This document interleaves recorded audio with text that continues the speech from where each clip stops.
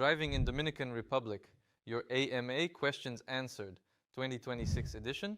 You asked, we answered. This is the most complete Q&A about driving in the Dominican Republic that you will find on YouTube. And some of these questions genuinely surprised us. Let's get into it. But before we do, if you find this useful, hit the like button right now. It takes 1 second and it helps this video reach other travelers who need exactly this information before their trip. Thank you. Now let's go. Question 1.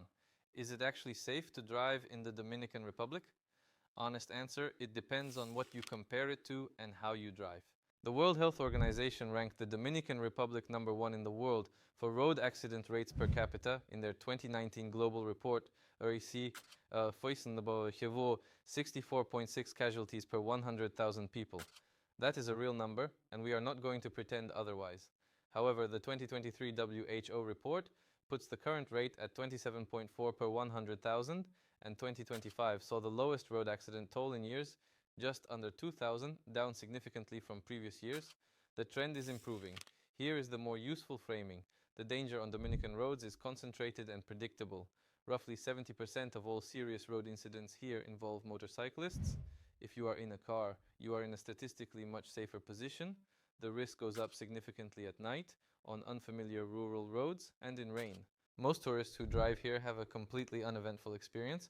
The ones who don't usually drove at night or didn't respect the road conditions. So, safe enough to drive? Yes. Something to take seriously?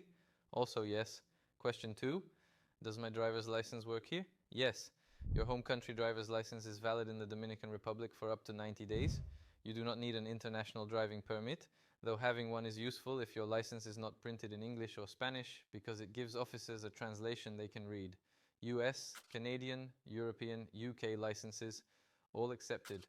Just make sure it is not expired and that you carry it every time you drive along with your passport and the vehicle documents. Question 3. I heard you can basically drive however you want here. Is that true? Are there actual traffic laws? There are actual traffic laws. The Dominican Republic passed a comprehensive traffic code called Ley 63-17 in 2017. It covers speed limits, seatbelts, alcohol limits, lane discipline, everything. The speed limit in urban areas is generally 40 kilometers per hour, on highways 80 to 100. The legal blood alcohol limit is 0.05, same as most of Europe.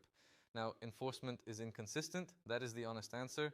You will see motorcyclists without helmets, people running red lights, passengers without seatbelts. Locals have developed a very fluid relationship with the rules over many years, but that does not mean the rules do not exist, and it absolutely does not mean you should ignore them. Because when something goes wrong, and occasionally it does, the law applies to you fully. A tourist who causes an accident while drunk or speeding faces the same legal consequences as anyone else. So the answer to can you drive however you want is some people do, and some of those people end up in very serious situations. Question 4. Seriously though, can you drink and drive here?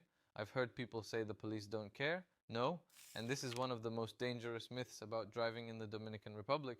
The legal limit is 0.05 blood alcohol content. Under Ley 63-17, drunk driving is a criminal offense, not just a traffic infraction. If you cause an accident while impaired, you are looking at criminal prosecution, not just a fine. And here is something that most travel guides never mention. If you are involved in any accident that causes serious harm to anyone, you will likely be taken into police custody while the situation is investigated, even if you appear not to be at fault.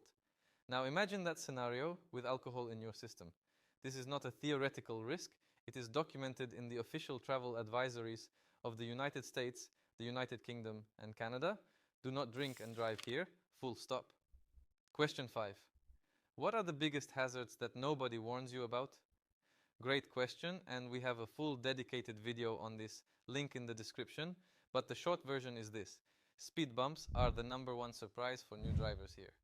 They are called Policía Acostado, sleeping policeman. The very large ones are called General Acostado, sleeping general. They appear at the entrance to every village and residential zone. Many of them are not painted or marked at all. If you hit one at speed, you will damage your suspension and your tires, and standard rental insurance does not cover that. The rule is simple.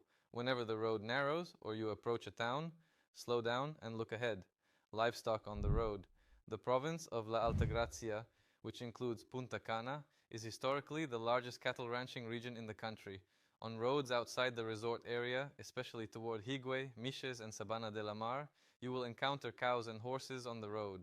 At night, this is genuinely dangerous because you will not see them until you are close. If you see someone on the roadside waving a red cloth or a red flag, slow to a crawl immediately. That is the local signal that a herd is being moved across the road 100 to 200 meters ahead. Motorcyclists without lights. About 70% of all serious road incidents here involve motorcyclists, and a massive proportion of those riders are unlicensed. At night, many bikes have no headlights. They ride on the shoulder against traffic between lanes. Give them space always. Do not race them. Do not try to squeeze past. Let them go. It is 5 seconds out of your day. Question 6. What about the police? I heard they ask tourists for money. This is real and it is documented. The US State Department's official travel advisory states directly that US citizens have reported traffic officers asking for informal payments instead of issuing official tickets. The correct response per the State Department is to politely refuse and ask for an official fine, una multa official. Here is what will help you. The actual maximum fine that traffic officers charge in practice is around 1,667 Dominican pesos, roughly 28 US dollars. That is the realistic worst case for a legitimate traffic violation. If someone is asking for significantly more than that in cash on the spot, that is not an official fine. Also, be aware that the US Embassy has specifically warned about individuals wearing the green traffic uniform, sometimes approaching on motorcycles, who solicit payments from tourists. If anything feels off, ask for official identification and an official document. One more thing. If anyone tells you that an unpaid fine will stop you from leaving the country, that is not true. Do not pay cash to avoid a fine that was not real to begin with. Now, this is the part of the video where I want to hear from you. Drop your question in the comments below. If you have driven here before, what surprised you most? If you are planning a trip and have something specific you want to know, ask us.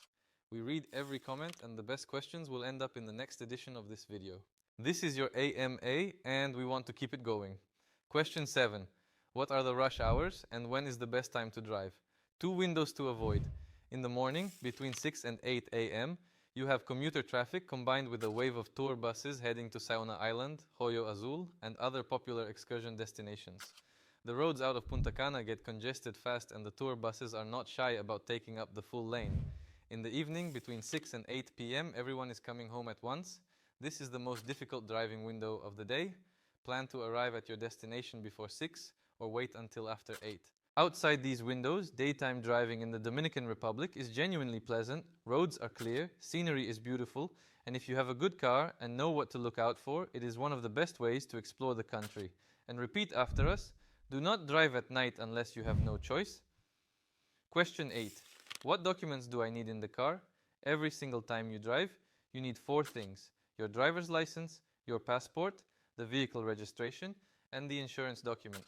When you pick up a rental car, open the glove box immediately and check that the insurance and registration are there and that the make, model, color, and plate on those documents match the actual car you're sitting in. Paperwork gets mixed up at rental companies more often than you would think. You do not want to discover a mismatch during a traffic stop on the other side of the island. Question 9. What do I actually do if I get into an accident? Do not move the vehicle, especially if there are injuries. Start filming immediately and do not stop. Video the position of both cars, any damage, the road, the people present. At the same time, call your rental company and call 911 to get traffic police to the scene so everything is officially documented. Do not argue with the other driver about who was at fault. At this stage, it does not matter. What matters is getting the facts on record. The insurance handles the rest. If there are no injuries and the car is drivable, you also have the option of going directly to a DigiSet office, the National Traffic Authority, to file the report yourself rather than waiting at the scene. One thing that surprises many tourists, under Dominican law, if an accident causes serious harm to anyone involved, all drivers may be held by police while the situation is investigated, even if you are clearly not at fault. This is procedure, not punishment, but it is real and it is documented in multiple government travel advisories. This is why it matters to carry the right insurance, to have your rental company's number saved in your phone, and to know your embassy's emergency contact before you need it. Question 10. Is it worth renting a car in the Dominican Republic at all, or should I just use transfers? It depends entirely on what you want from your trip. If you are staying at a resort in Punta Cana and your plan is beach pool, excursions arranged by the hotel, you probably do not need a car. Transfers and Uber will cover you. If you want to explore Samaná, Las Galeras, Miches, the Cibao Valley, the North Coast, a car transforms the trip. You move on your own schedule, you find places that tour buses never stop at, and you experience the country instead of being shuttled past it. With the right preparation, a good rental, and daylight driving, it is absolutely worth it. And if you are going to rent from someone who answers the phone, gives you documents that actually match the car, and tells you the full price before you sign anything. That is what we do at vroom.do right here in Punta Cana.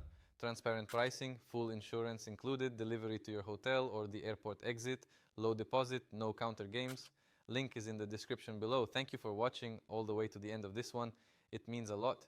If this video was useful to you, subscribing to the channel is the best and completely free way to support what we do here. Every subscriber helps us make more of this content and reach more travelers before they run into problems that were completely avoidable. Drop your questions below. We will see you in the next one.